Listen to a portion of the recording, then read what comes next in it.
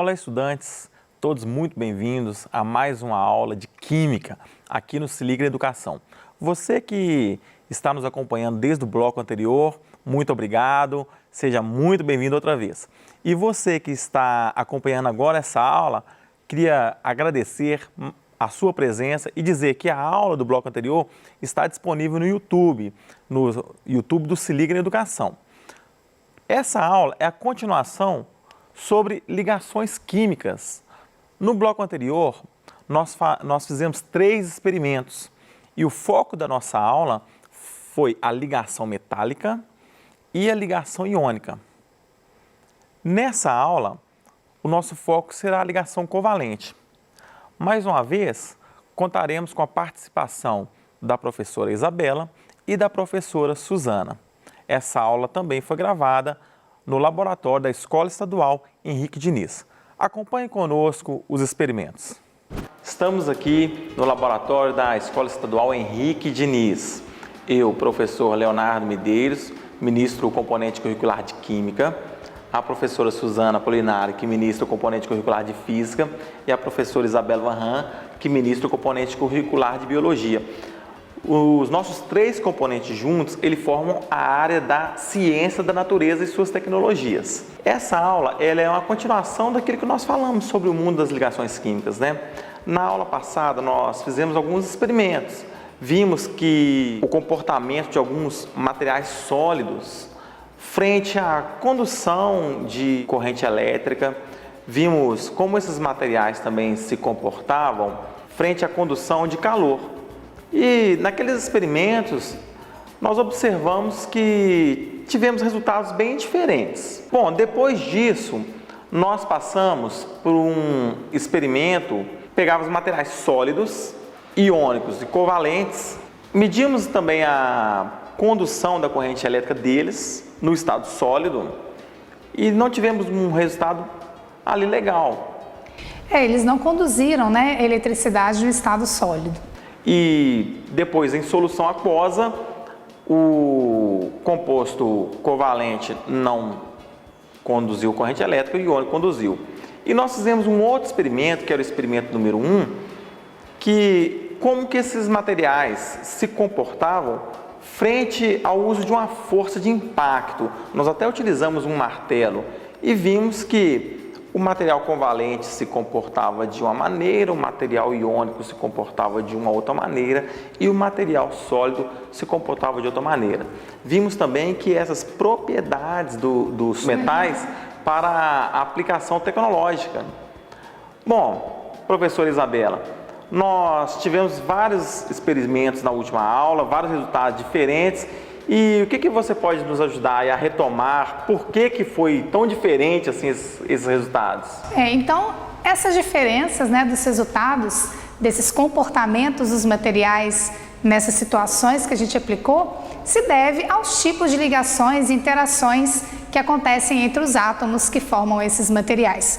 Então, vamos relembrar aqui que a gente viu as propriedades das ligações metálicas, Então, nós temos aqui uma representação para vocês que apresenta, os núcleos dos átomos aqui em positivo e no entorno desses núcleos, elétrons que estão quase livres, formando esse mar de elétrons.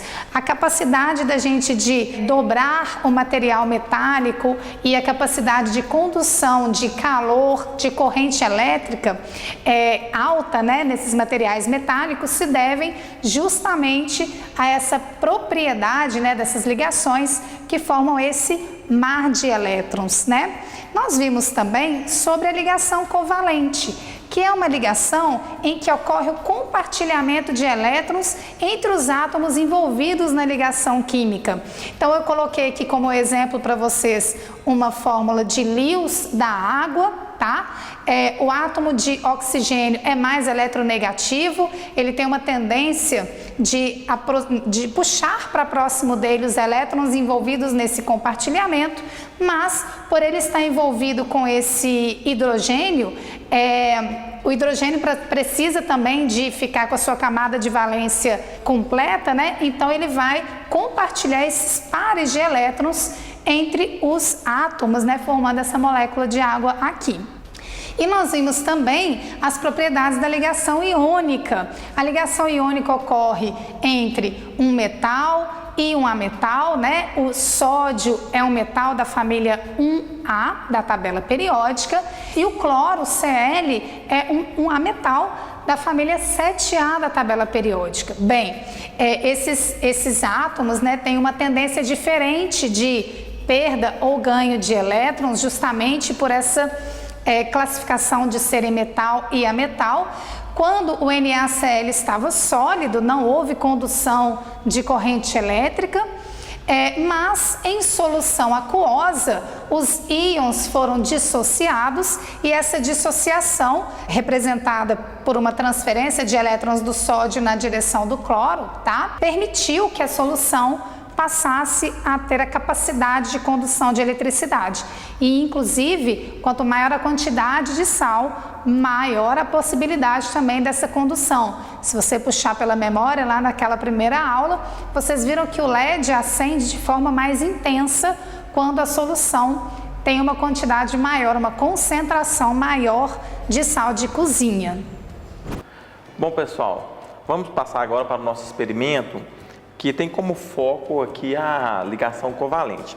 Nesse experimento, nós vamos testar o comportamento de um composto covalente, um composto iônico e um composto metálico, todos eles estão sólidos, frente a uma fonte de calor. Para isso, nós estamos utilizando o isqueiro como fonte de calor e utilizando tubos de ensaio, tá?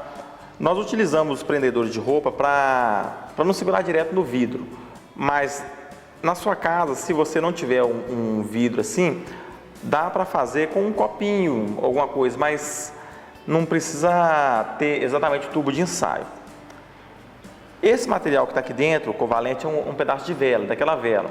A ponta não pode ficar apontada para a gente, para não projetar nada em direção, tá? Então ela fica apontada distante da gente. Vamos ver aqui como que se comporta essa vela frente ao calor aqui, ó.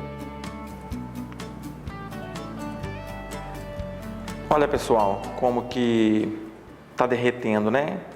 Vela também a gente dá o nome de parafina, tá? Vela a gente dá o nome de parafina também. Olha só. Fundiu-se. Fundiu, né? Passou do estado sólido para o estado líquido. Vamos fazer a mesma experiência com o composto iônico, que é o sal de cozinha. Deixando aqui o tempo, né? O calor, a fonte de calor é a mesma. Vou agitar um pouquinho aqui para ver se consegue derreter, né? Ó. Lembrando que o sal de cozinha é o cloreto de sódio. É o NaCl. Não tá derretendo não. Tá? Basicamente mesmo tempo, mesma distância, mesma fonte de calor. Não derreteu não. Bom, vamos então para o metal. Esse metal que está aqui dentro, pessoal, ele são pedacinhos de magnésio, tá? Pedacinhos de magnésio. Mas pode ser qualquer outro metal que você tiver na sua casa, pode ser um pedacinho de fio, não vai fazer diferença não. Vamos lá. Lembrando sempre, pessoal, de deixar a boquinha aqui, ó, apontada para um lado que não esteja você na frente dela, para não projetar nada, tá? Olha, professora, não derreteu não, tá? Nada, continuou do mesmo a fonte de jeito. calor é a mesma e não derreteu. Bom, pessoal, então tivemos aqui resultados bem distintos, né? E um resultado que a velinha continua lá derretida, líquida, né? Bom, professora Suzana, e agora, hein? Por que resultados tão diferentes, já que a fonte de calor era a mesma, tivemos resultados tão distintos? Tem uma explicação científica para isso, né? Nós observamos que inicialmente os três materiais estavam no estado sólido. O estado sólido é aquele que apresenta a agregação das moléculas, dos átomos bem organizados, né? Bom, quando o professor Leonardo acendeu o isqueiro, aproximou o tubo de ensaio do fogo, o que estava acontecendo aqui era uma transferência de energia, fonte de calor, o fogo, então transferiu-se calor para a substância. calor é energia. Então a substância absorveu esse calor. Mas o que essa substância fez com essa energia absorvida? No caso da parafina, que é uma substância molecular, nós observamos que ela fundiu-se rapidamente. Por quê? Aqui é uma interação molecular, é uma interação mais fraca. Então a parafina absorveu esse calor, essa energia e utilizou essa energia para desfazer essa estrutura que estava organizada inicialmente, a estrutura das moléculas juntinha. Essa energia foi utilizada para romper essa interação molecular e as moléculas puderam afastar-se umas das outras. No caso do sal de cozinha, é um composto iônico e a temperatura ambiente, o sal, a gente viu, a professora Isabela mostrou na aula anterior, que é uma ligação iônica do íon Na+, íon Cl-. Essa ligação é muito forte. Então, para desfazer, para romper essa rede cristalina de um composto iônico, é necessária muita energia. Então, com essa fonte de calor e nesse tempo que nós ficamos aqui fornecendo calor para o sal, não foi suficiente para que ele rompesse essa rede cristalina e fundisse. A mesma coisa ocorreu com o metal. O metal continua sólido, porque a ligação metálica também é uma ligação muito forte. Os átomos estão bem estruturados numa rede cristalina bem organizada, com uma ligação forte. Então, para fundir o metal é necessário fornecer uma quantidade de calor muito grande e com o isqueiro não foi suficiente que isso acontecesse. Não é isso, professor Leonardo? E professora Isabela, falando das ligações covalentes, como que elas estão presentes aí no nosso organismo, no nosso corpo? Então vamos falar um pouco sobre essas moléculas biológicas que são formadas basicamente por ligações covalentes, né? Então eu tenho aqui um modelo de uma célula animal, tá? A célula é a menor parte dos seres vivos e ela é constituída por moléculas orgânicas, moléculas inorgânicas, né? E as moléculas orgânicas presentes numa célula animal são principalmente lipídios, carboidratos, proteínas, ácidos nucleicos e também as vitaminas. Aqui a gente tem representada nessa célula o núcleo, tá? E aqui molécula de ácido nucleico, que é o nosso DNA, representando o nosso DNA. E em torno aqui a gente tem o citoplasma da célula com várias estruturas, que são as organelas celulares que fazem várias funções e mantêm a célula viva. Agora, a constituição das células, como eu falei, é de moléculas, né? Orgânicas e inorgânicas, e eu trouxe aqui algumas para a gente poder explorar. Então, a principal de todas as moléculas, né, é a molécula de água. Então, a gente viu no modelo, na representação lá no quadro, né, que a água é um composto covalente formado por 2 átomos de hidrogênio e um átomo de oxigênio.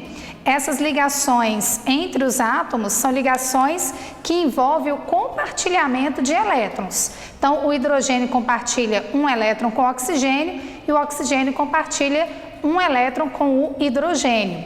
Esse compartilhamento é exatamente o que caracteriza as ligações covalentes. Eu trouxe aqui também, para a gente poder explorar, um modelo de aminoácido. Aminoácido, que é isto, né? Os aminoácidos, eles compõem as proteínas. Por exemplo, os nossos músculos são compostos por essas biomoléculas, né? Pelas proteínas. E os monômeros que formam as proteínas são chamados de aminoácidos. Vamos lá. Monômero é uma unidade que ajuda na formação de um polímero, ok? Então, imaginem um colar de pérolas, tá? Cada pérolazinha é um monômero e o colar é o polímero, ok? Bem, as proteínas são polímeros, são colares de pérolas de monômeros, que são os aminoácidos. Então, a gente vê que nesse modelo, né, átomos de carbono, tá? São esses pretos aqui, átomos de oxigênio, átomo de nitrogênio e átomos de hidrogênio, né? Então, a gente tem aqui uma outra parte aqui dos aminoácidos que a gente chama de cadeia lateral e que varia de um aminoácido para o outro. A gente tem 20 tipos de aminoácidos que ajudam na composição das proteínas, tá? Então, aqui exemplo, né, de molécula formada basicamente por essas ligações covalentes. Bem, eu trouxe uma outra molécula para a gente poder explorar, que é bem maior, né? É uma molécula de glicose, tá? Nessa molécula a gente vê 6 átomos de carbono, tá? 12 átomos de hidrogênio e 6 átomos de oxigênio. Então, qual que é a fórmula química da glicose? C6H12O6. E para que serve a glicose no nosso organismo? Ela serve para a gente produzir energia. Existem organelas muito especiais no nosso citoplasma que são chamadas de mitocôndrias.